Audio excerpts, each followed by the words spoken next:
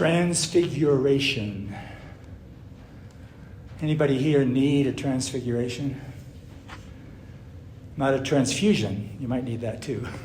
But a transfiguration. Actually, a transfiguration might be the best transfusion we could get.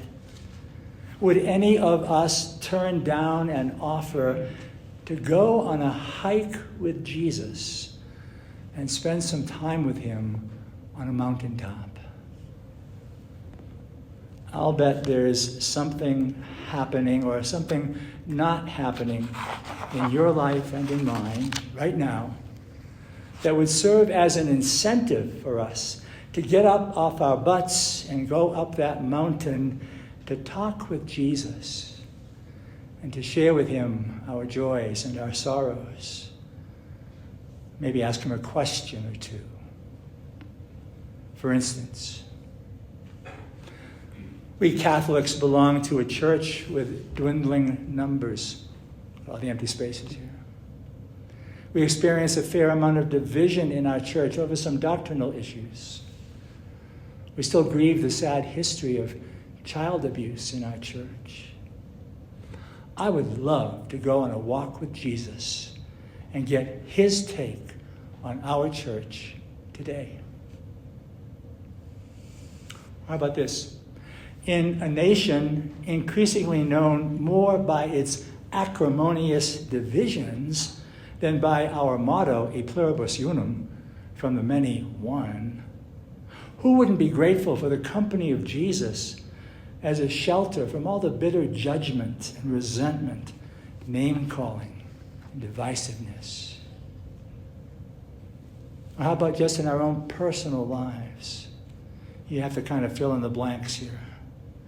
Our lives where it sometimes seems that we're expected to climb sheer walls without a safety line.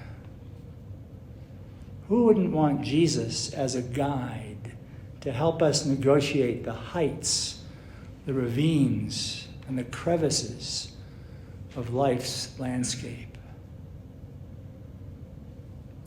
In a culture dominated by celebrity and wealth, where the simple difference between right and wrong is often obscured, routinely forgotten or ignored, and determined with little or no reference to God, the wisdom of the ages, or just plain common sense, who wouldn't jump at the chance to spend some quality time with Jesus, if only to confirm that we're not the crazy ones?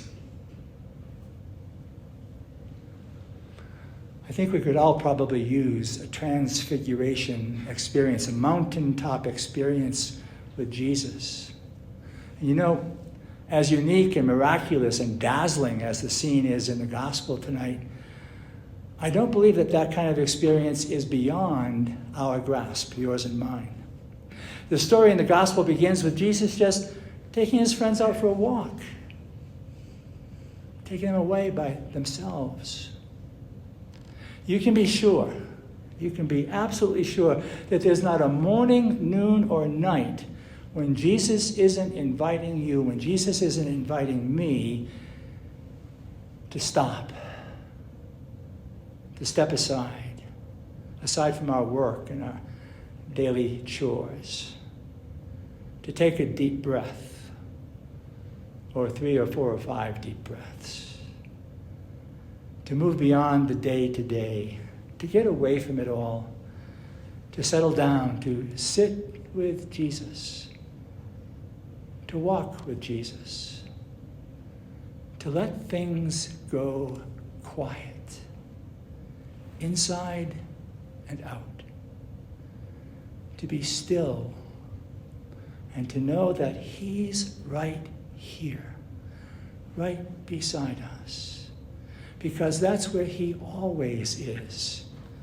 And that's where he always wants to be. With you and me. In other words, we have to give Jesus an opportunity to take us up the mountain, to spend time with us, with him, so that he can reveal himself to us. Peter, James, and John could have said, hey, Jesus, you know what? We're kind of busy. We're fishermen, so we got to get back to work. We're not going up the mountain with you. And you and I have 1,000 ways every day to do exactly the same thing. But he's there inviting us to take a walk with him. Now, how Jesus might reveal himself to us in such a moment will likely be less dazzling than in the gospel scene.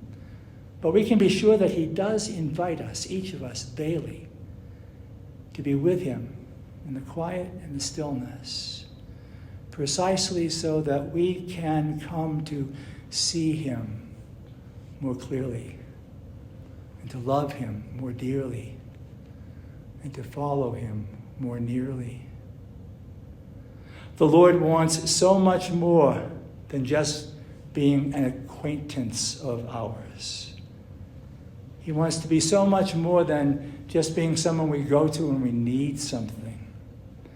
He wants us to get to know him better today than we knew him yesterday, but not quite as well today as we might know him tomorrow. Make no mistake, Jesus wanted to go for a walk with you all day yesterday. And Jesus will want to offer you a mountaintop experience all day tomorrow. And Jesus is having that kind of moment with you right now. Right now, because every week when we set apart the time and come to this place, he meets us here to reveal himself to us, to speak to us in the scriptures, that we might experience his presence in the communion we share at this altar. In the gospel story we just heard, Peter, James, and John says they were terrified by what was happening in front of them. You and I might be a little bit afraid of this kind of experience as well. I could be afraid of what might happen if I begin to believe that Jesus really wants to spend time with me. That every day of my life, I'm on the Lord's calendar. That every day of my life, Jesus has scheduled Austin and Bill and John and Pete and Linda and Mary. We are all on his day planner. I might be a little afraid of what Jesus might ask of me, expect of me, demand of me.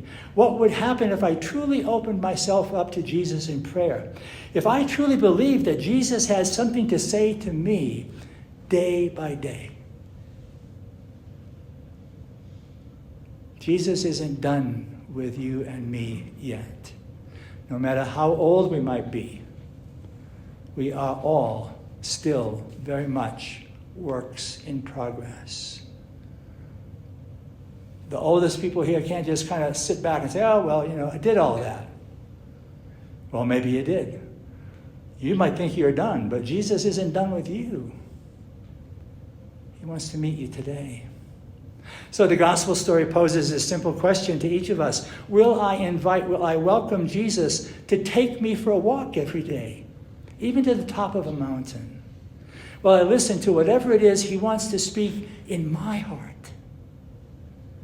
Will I open myself to whatever ways he wants to reveal himself to me? Jesus brought Peter, James, and John up that mountain for one simple reason. He wanted them to get to know him better. Morning, noon, and night, Jesus is inviting you and me to do the same. He invites us to bring with us whatever it is that burdens and troubles us, and he's more than willing to help us carry whatever it is that's weighing us down.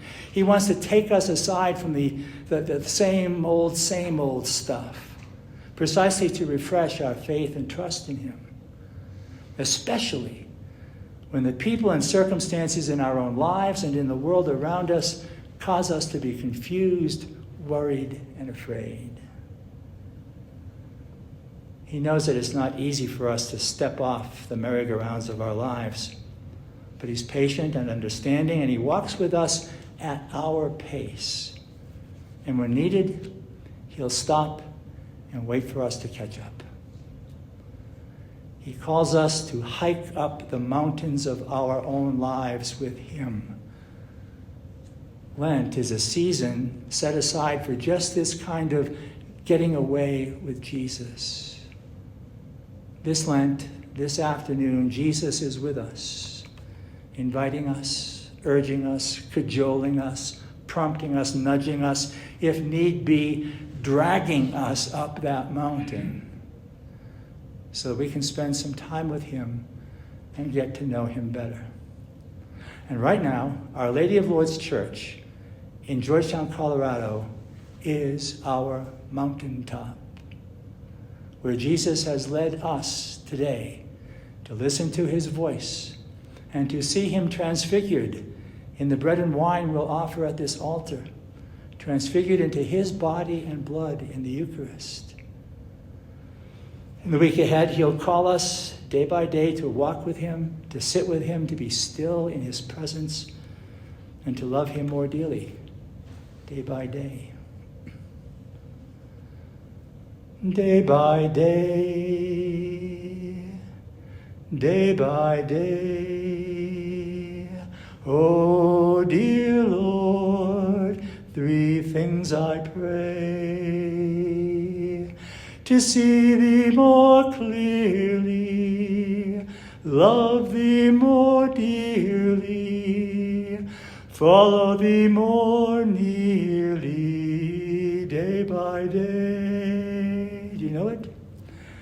Day by day, day by day, oh dear Lord, three things I pray: to see thee more clearly, love thee more dearly, follow thee more nearly, day by day, day by day, by day, by day, by